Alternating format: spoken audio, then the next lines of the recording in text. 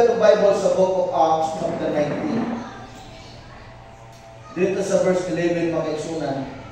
O mauni ang buot sa Ginoo nga atong mapamalandungan ko. Verse 11, nagbuhat ang Dios og talagsaong mga milagro pinagi kang Pablo.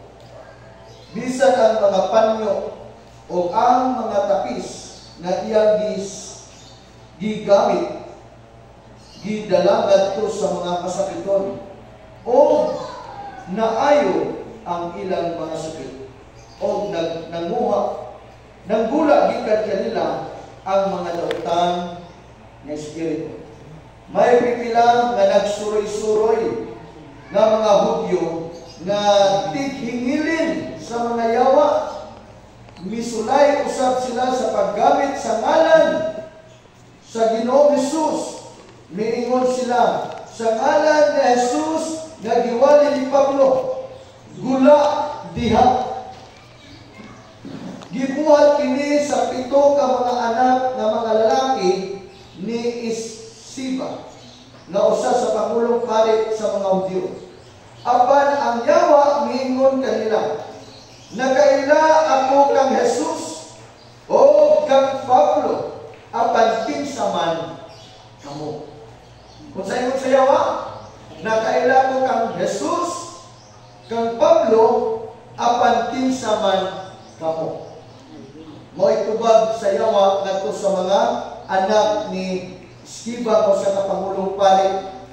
Ang tao nga giyawaan mi hasmag kanila sa labihang kapintas o gibuntog silang tanan.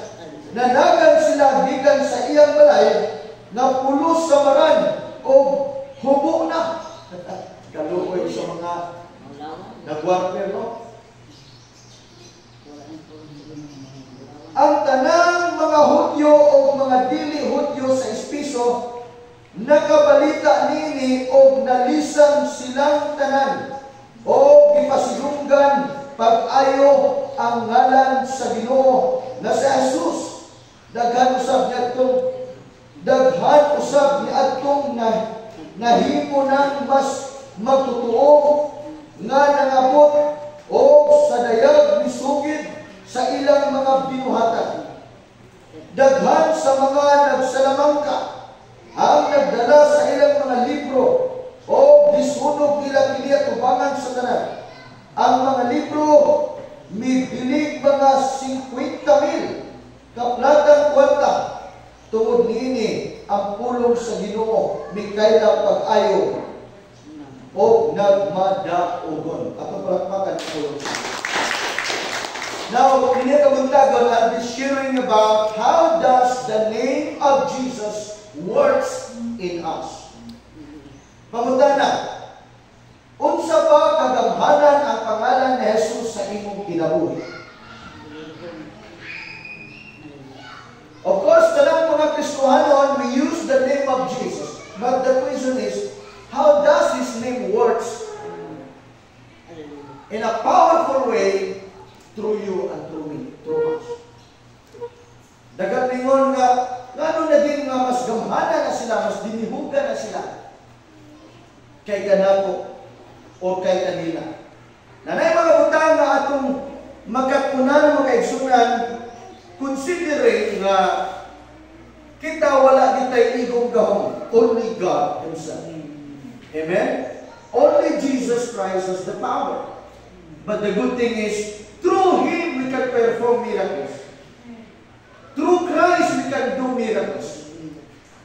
Na muli ang pinaka-basic maksabta na to as a Christian, na unsaon nga mas mahimot ang epektibo sa atong pagpangalaga ni Jesus, nga naay signs and wonders, nagmanifest sa Jesus sa atong kinabtuan.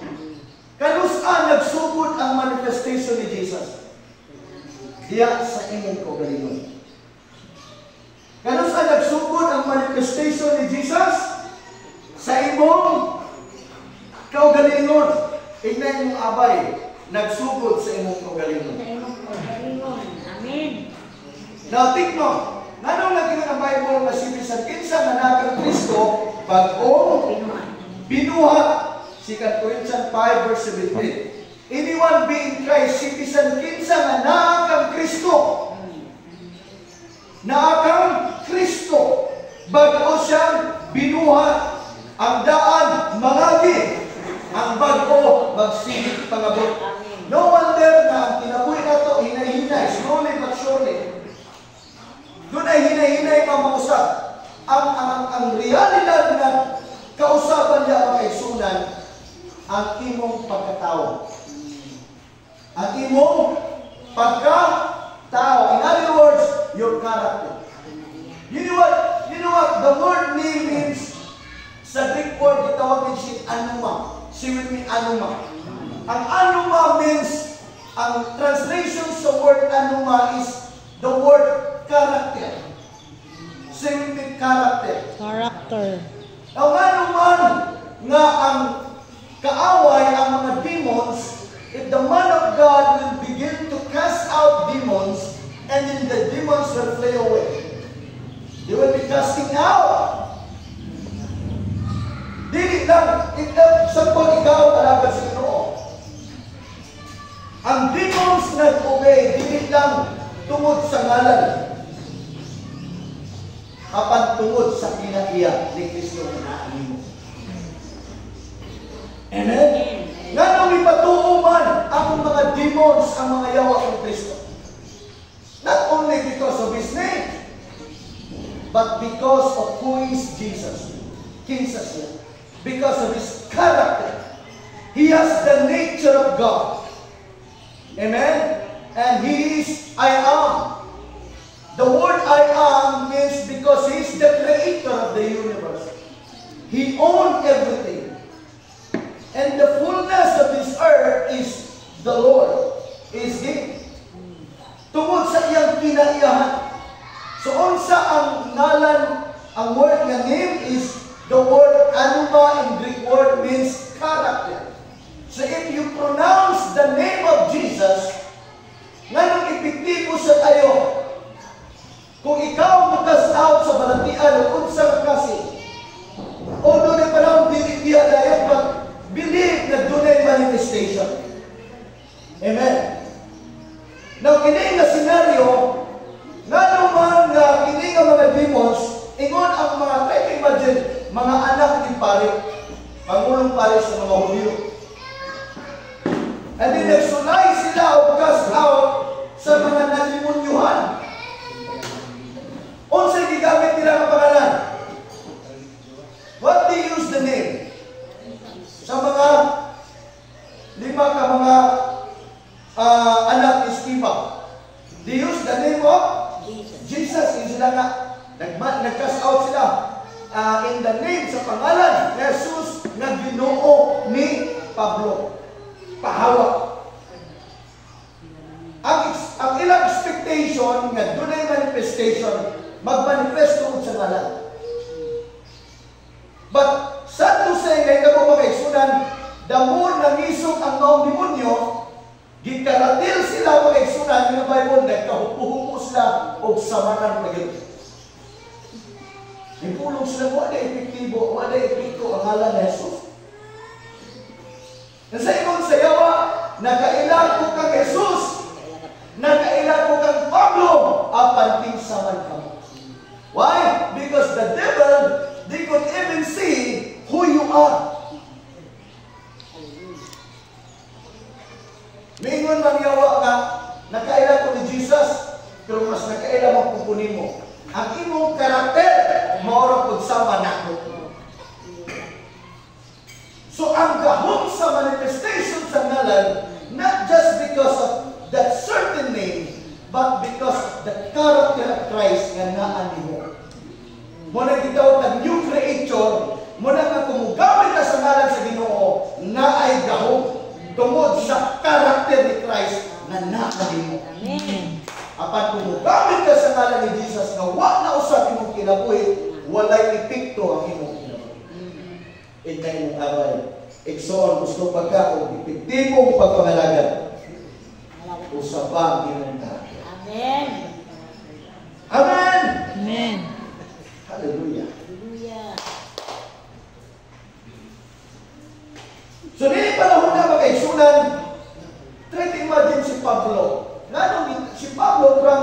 from Saul and he became Paul.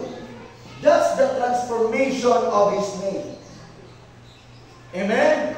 Why his name was changed? Because of Christ's character was manifested upon him. Nausab si Abraham from Abraham to Abraham. Kanusaan nausab sila? Sa diyang na-encounter nila ang Ginoo. Amen? Para na to, dili naman necessary is mo mong ngalan. Pero nausab yun ang panantaw sa tao nimo. Are you with me? Amen. Nausab ba ang panantaw sa imong silingan nimo? Amen. Dili ngalan lang, literal na nausab. But in the spirit realm, dunay nausab sa imong karakter. So when you use the name of Jesus with transformed life, there is power and there is effectivity sa imong kinabuhi. Ato palakpakan siya.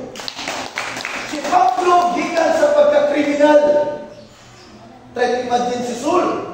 When he was Saul, tanan nga believers ni Jesus, iyang pamatyo. Grabe ang iyang dagan siyang mentality sa iyang kaikag kadasig siyang faith. Muna sa Bible na naay kasimot pero way kaalam. Ayang kadasig siyang pag-ila siyang Ginoo. Mo'y naghibo noon niyang pagkadautan. Ngano? Kay sayop nga pagtuo. Sayop nga pag-ila sa Diyos. Kung sayop ang imong pag-ila sa Diyos, sayopod ang imong kinabuhi. Are you with me? Kung sayop ang imong pag-ila sa Ginoo, sigurado yun na sayopod ang imong kinabuhi. Pero kung sakto imong pag-ila sa Ginoo, sakto ang imong encounter sa Ginoo, like Saul, therefore, his name became Paul. Amen. Siya rin nahimo siyang Pablo. Siya'y nag-encourage na ang pagpaubos mahindanon tayo. Amen. O si Pablo, nakita nato unsa siya ka-epektibo siyang ministeryo. Signs and wonders accompanied with him. Grabing milagro na panghitabo. Grabing deliverance na panghitabo. Na yung mga tao, yung idasig magdala o mga panyo that time. Yung sa katanyang panyo, masigipahit lang niya. And then miracles happen.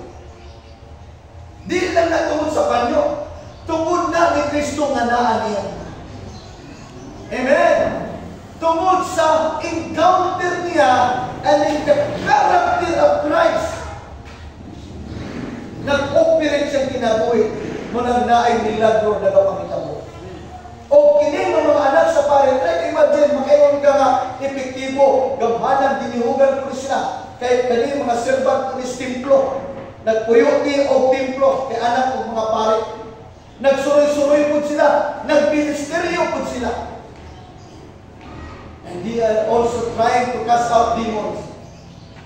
Apan instead na sila mga mag-cast out of demons, sila hinuon ang diatake. Sila hinuon ang hikulata. In the Bible, nagkaratil sila, samaran sila, nagkahupo-hupo pa. Try to imagine. They also use the name of Jesus. Apan ganong way na hitabo.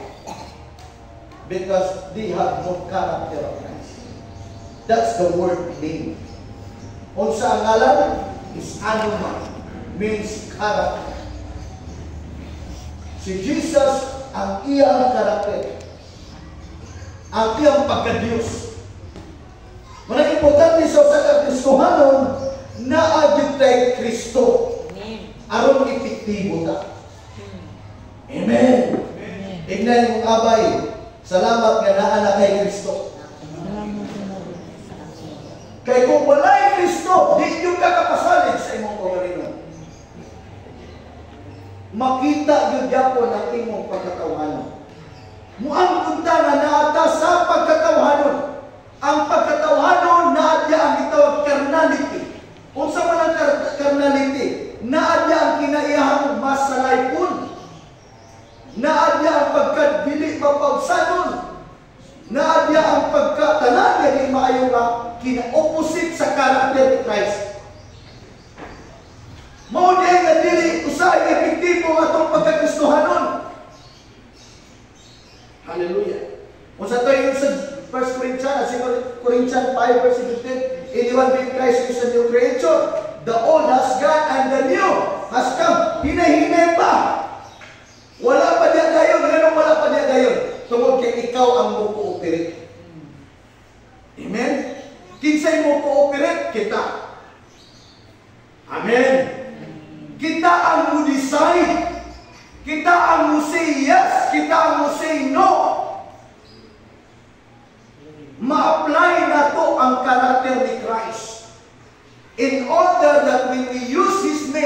there is power. When we pray nga in the Bible, ask anything in my name, si Jesus pagkatingon, and I will do it. Kaya garantisado yun, when we use His name, there is power. Amen. Amen. Pastor, sige naman kung ako sa ngalan ni Jesus, wak manigigyan ko. Sige lang, wala lang sa basta di proseso po sa Ginoong imong kinaya po. Amen. Gikinanglan man po ang pagpasensya. Kagahapon, nagtundo ko about 20 ways how to walk worthy in our calling sa among basic foundation sa Bible School Training.